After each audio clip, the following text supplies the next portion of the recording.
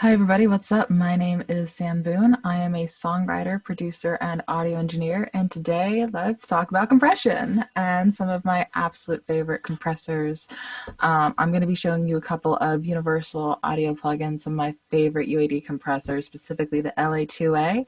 And I'm going to be running that on my Apollo X4 hardware, which is just phenomenal. Best thing ever. Absolutely love it. So yeah, let's get started. Let me go ahead and pull up a session for you guys and let's just see what we got. So this is a song called Rush at the moment. And as you can see, these are all of my stems. So we got a good chunk of stuff to work with. We're obviously not going to use everything. I'm going to go back and do probably a little bit of arranging work, but we're going to go ahead and basically rough mix the demo.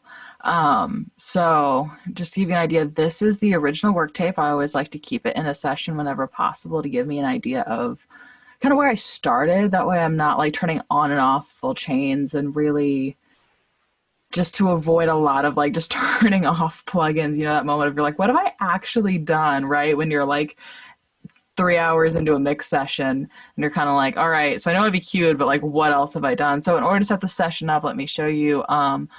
I have gone through and done some EQing. There's a little bit of gain staging, done kind of everything I need. On my bass, I have started my bass chain, so I'm using my UAD Ampeg SVRT Classic, one of my favorite plugins ever. I'm a bass player, and I am a sucker for that one, man. Just get some great tone out of it. Absolutely phenomenal. You should guys definitely check it out. Got a stock EQ, and then a little bit of compression on it. So nothing too crazy there. And now we're going to go ahead. This is my original demo.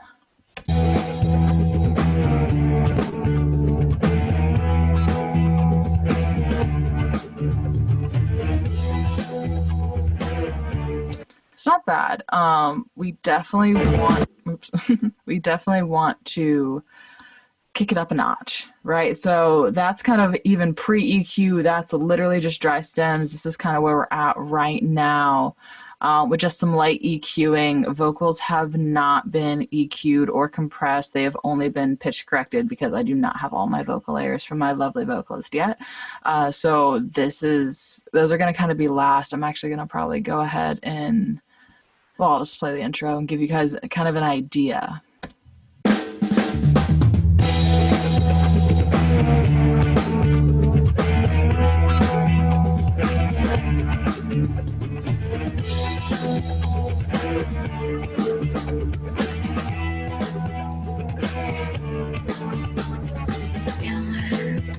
All right, so not bad. Definitely like this rock, bluesy kind of hang in there. Almost like jazz club meets rock club kind of vibes. But yeah, so that's kind of what we're going for, which is why compression is going to be super helpful and just a wonderful, wonderful tool on this track. Because compression does not just make things louder, right? So the whole point of a compressor is to shape and reduce the dynamic range of your audio. And compressors are great because they're going to help you get more consistent signals. So with compressors, depending on the type of compressor you use, you can shape not only tone, but also dynamic range. And we're going to kind of go through the parts of the compressor, figure out what they do, how they work, how to use them. So let's just, for the heck of it, let's pull up a stock Logic compressor.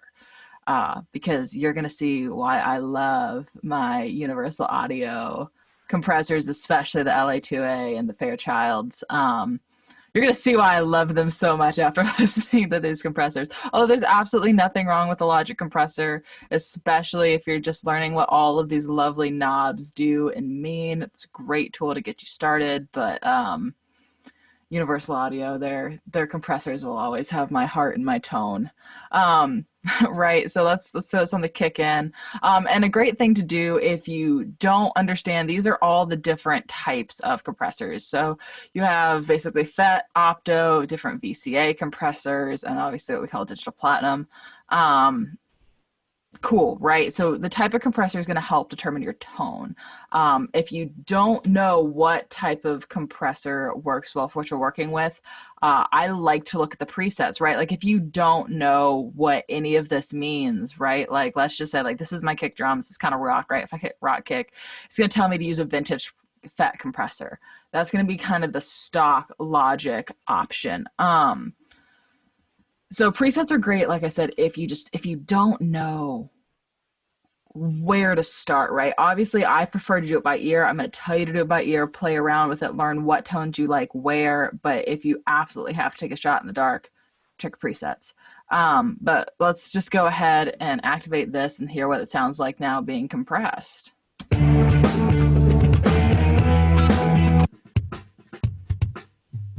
Uncompressed,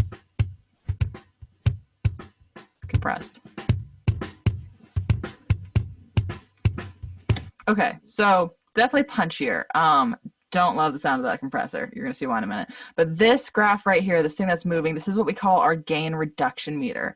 And what that does is that tells you how much gain is being reduced by the compressor, and what that is actively telling you is how hard your compressor is working, how hard your compressor is catching audio signals and actually squishing them down, compressing them, and basically more gain reduction equals more compression. So if I'm just trying to even something out, I personally like to try to keep it below like 5 dB or less, just to lightly engage the compressor, make sure everything's evening out, make sure I'm not doing anything crazy.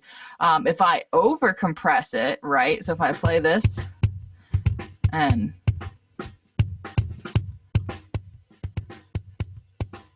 see how it just kind of sounds like washed out and just kind of gross? That's like super over dramatic over compression, is really what that is. That is just like melodramatic compression. We don't want that. We want to preserve our tone. We want that really nice light engagement, that good punchy tone. This compressor is gauging a little much for my like, but you know, it'll be all right. So then from there we have our threshold. Our threshold sets the limit / level at which the compressor starts to work. So when your signal passes the threshold, the compressor starts affecting it. Basically that means that the lower you set it, the more signal that will be affected, right? So at this point, like I've got this compressor is like auto set with this preset to like negative 30.5 dB. So if I'm going ahead and looking, this is my input gain, obviously, and my output gain. My input gain is going to tell me what level it's in, which is going to help me determine my threshold. And my output gain is over here telling me what level my gain is coming out of my compressor at. And that's going to be really important when we get to makeup gain. Let me go ahead and set my makeup gain to like 3.5 just for the heck of it. Let's go ahead and listen.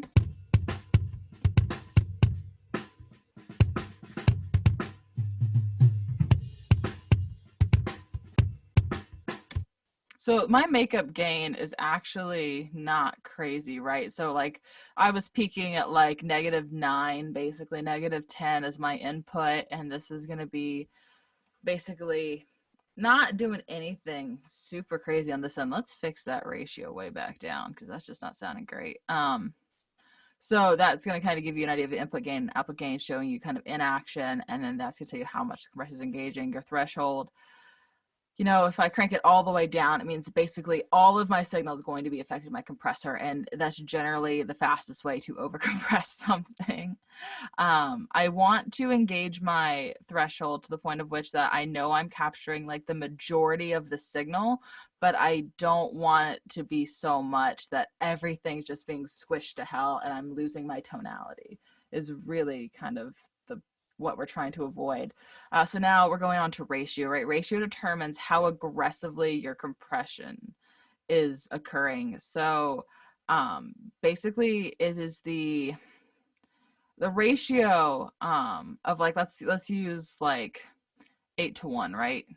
Let's set this to 8:1:1, right? So that means that for every 1 dB that passes through the threshold, 1/8 of that dB will come out. Yeah. basically, yeah, I mean, it's all is, it's just a ratio of in to out, basically, is really, really what that is. Um, yeah. Then we have attack and release. So attack determines how fast your compressor starts working after your signal passes through the threshold. So fast attack time can make your sound like, I guess, a little thicker sometimes, and slow attack time can make it feel a little bit more punchy. Release determines how fast the compressor stops working.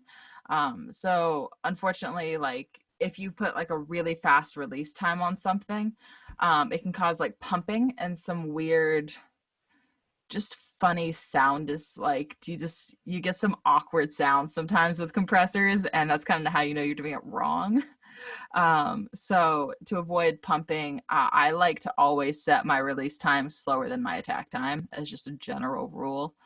Um, and there's also different things. Piper Payne talks a lot about this in some of her mastering videos, and she does a great job of explaining tricks, especially like on like No Stupid Audio Questions. That's absolutely awesome. Totally check it out. But does a great job of explaining sometimes how certain um, attack settings, like less than 5 milliseconds or more than 5 milliseconds, like ranges of attack and releases, can create different depths in your mix. And as a way to like move something forward in a mix, you can actually do it with your compression, attack, and release. But that's a little more advanced, but definitely something to play around with whenever you're working on creating depth and whenever you're working on compression. Just something to keep in mind, that your attack and release can move the perception of your image being the sound that you're working with. So the image, my image in this case, is my kick drum, right? Because this is our kick in track. Knee will determine how hard your compressor is working, basically. So a soft knee will make your compressor work smoother, and a hard knee will make your compressor be more aggressive or more obvious. Like if you want something, like I think a lot of hard rock music, like sometimes like if I have a really heavy rock guitar, like I might want it to sound over compressed and a little bit like distorted, kind of weird. So I'll kind of crank that knee up, and just to give you an idea, here's what it sounds like with a high knee, and here's what it sounds like with a low knee.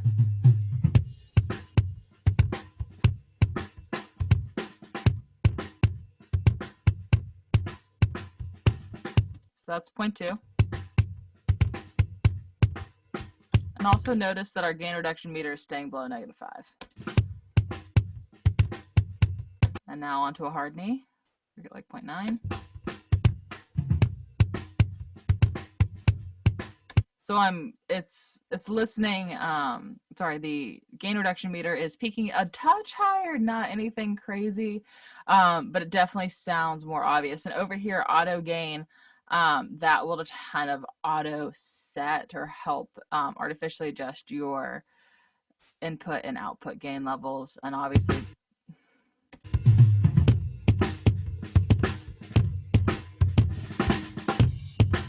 right, versus 0 dB.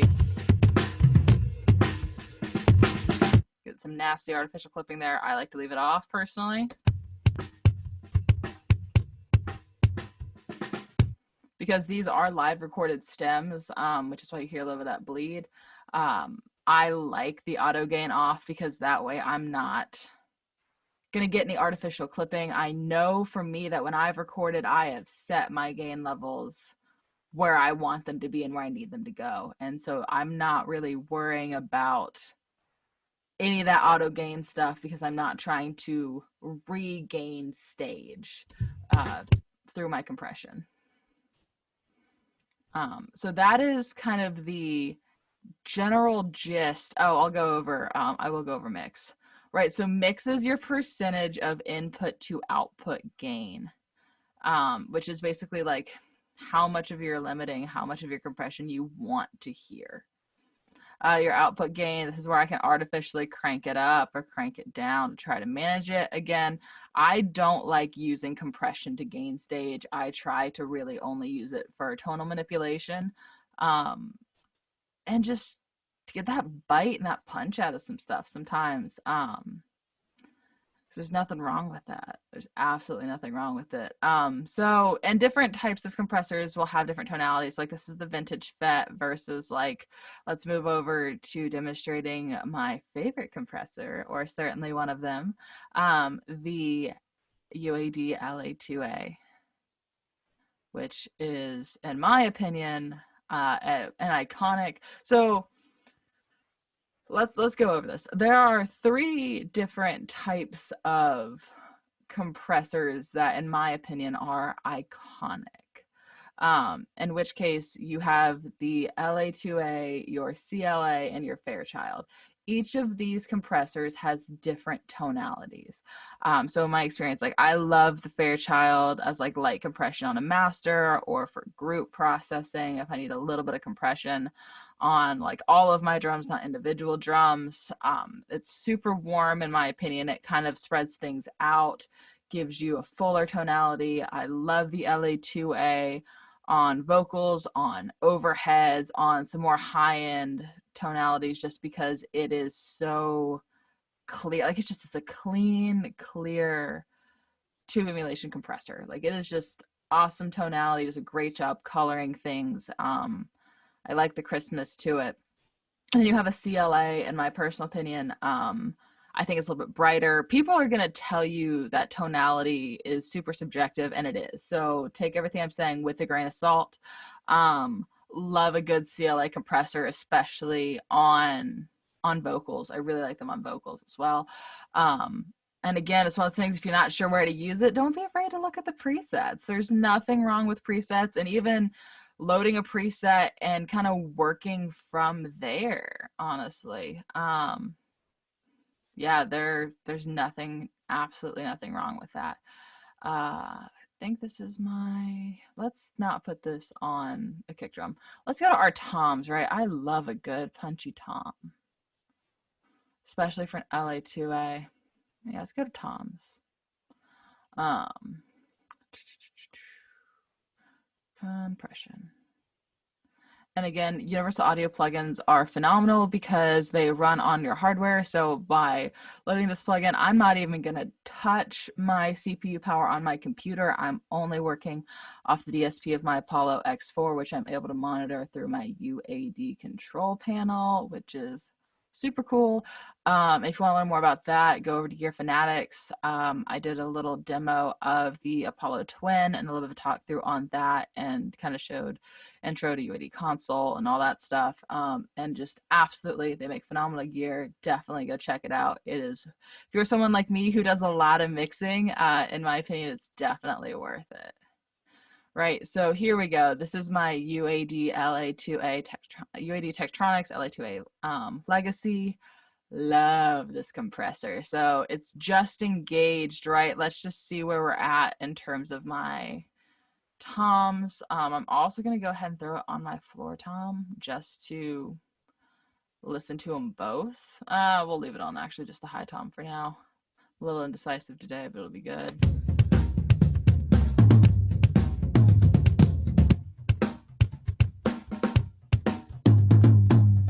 So not bad. I really want that. So obviously on this one, you have both a limiter and a compressor on it. I personally am in the mode for some nice compression. Make sure those are nice and punchy. And again, if you want to look at this, right, you have overhead smacker, finger picked acoustic, channel compression, major compression, medium compression.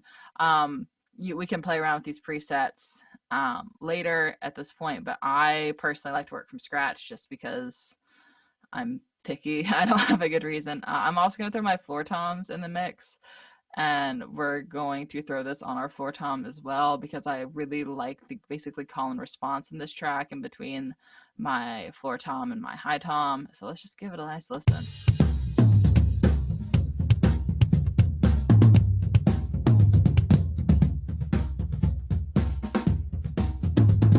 Not bad. All right, so gain. Right, so we're kind of at 0. See what happens.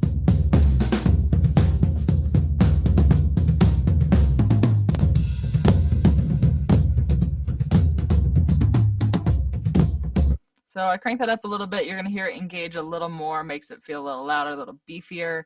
Definitely want some run and toms on this song. I really want those to kind of come in and hit and just kind of make you groove, kind of make you want to dance a little bit. You know, club vibes definitely.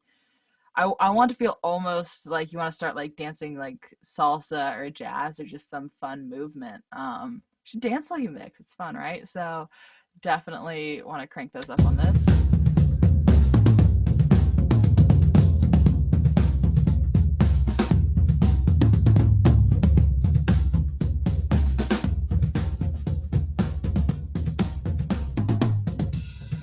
All right, so I went ahead and did some peak reduction. I just want to make sure that I'm not doing anything too crazy over here.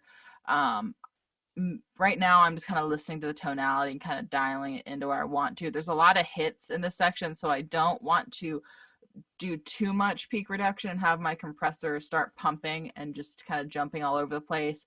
And I'm using this view at level indicator right here to kind of give me an idea of how much movement I'm getting in between all of these lovely little tom hits right in here. And even if I take out my high tom and literally just listen to my floor tom, still a lot of movement.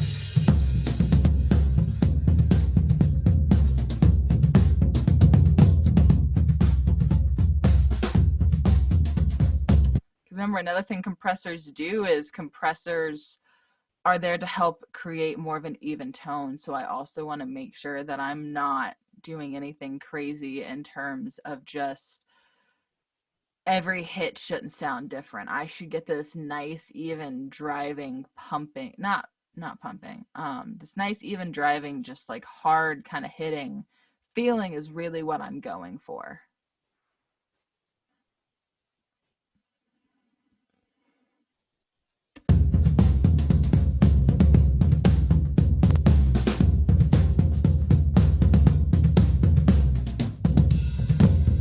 And then over here, you can see as I change my outputs, it's kind of giving me different output gains and kind of different changing. You can watch the difference on my level indicators versus like a +4 output. Which again is a cool sound, but I don't think I want that much of it. So I kind of know this output +10 is going to be a little overkill, but we're gonna listen to it anyway. So I'm sure it'll sound fun.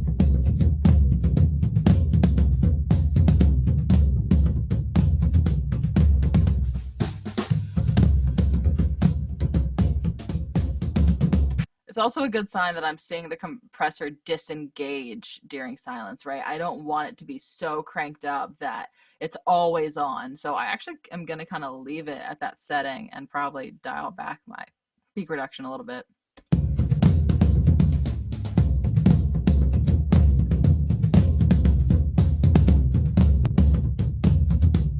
I'm pretty happy with that. That to me feels pretty solid. So I absolutely love that. I'm gonna leave that right there. That nice. And to give you a reference, let's uncompress this and let's do a kind of a little before and after.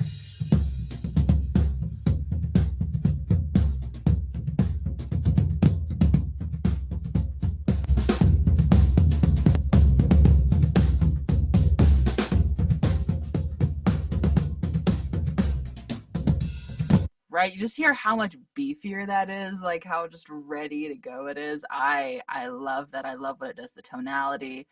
I'm definitely a fan of this plugin. And just for the kicks, let's show you some of the different presets. Let's go ahead and kill that solo and let's take a look at some of the presets. Because you know that is another great advantage. I mean, these companies take the time to build in the presets. Let's see what we got. This is probably more of a gentle electric. It's not. Let's go to slide. Slide will be. It is electric, but we'll see if we got anything good. I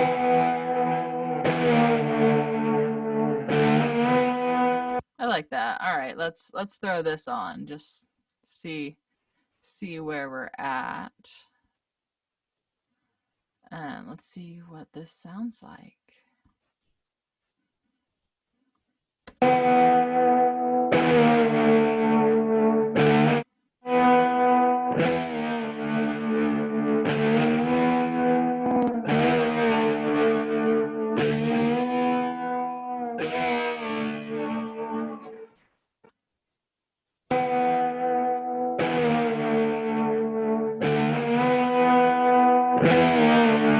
Another thing too is you want to make sure you have enough gain going into your compressor to let your compressor have kind of something to work with. You know, you want to have enough signal to be able to be manipulated, really. So yeah, that's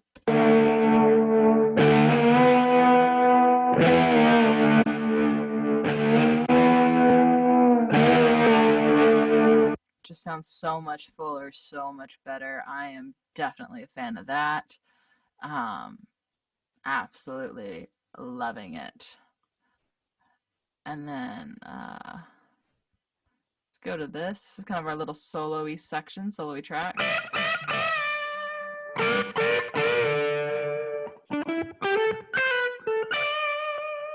All right, let's see what we got in terms of our medium compression. I feel like this is a good medium, right? Nice little solo. We want it to stand out, but we don't want it to hurt our poor vocalist trying to sing over it. So let's see what we got with this.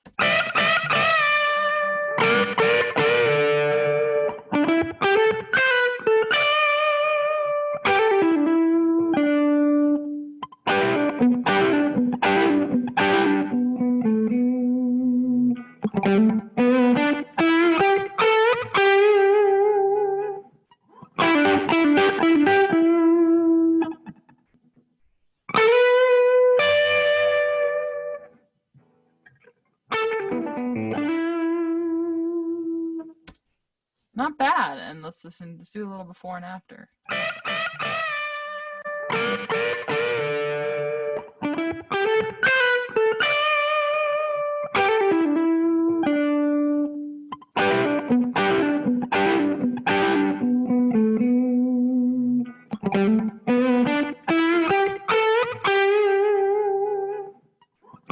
Yeah, I'm liking that vibe. That's really solid. Let me go ahead and save my session.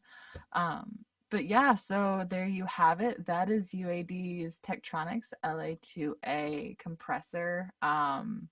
Absolutely love it. I hope you guys check it out. It is definitely worth demoing. And the great thing about the UAD hardware is that you can demo any and all of your plugins, I think for like 2 weeks, and try them out before you buy them. But they're absolutely great. Go ahead and check it out. Thank you guys so much for watching. And go ahead and check out Gear Fanatics. It's a great resource. There's tons and tons and tons of videos. And if myself or anybody else can answer your questions, feel free to let us know. You're welcome to reach out to me via DM or anything else that we can do to help. But yeah, hopefully that demystifies a little bit of compression for you. And best of luck, everybody. Until next time, thanks for watching. Bye.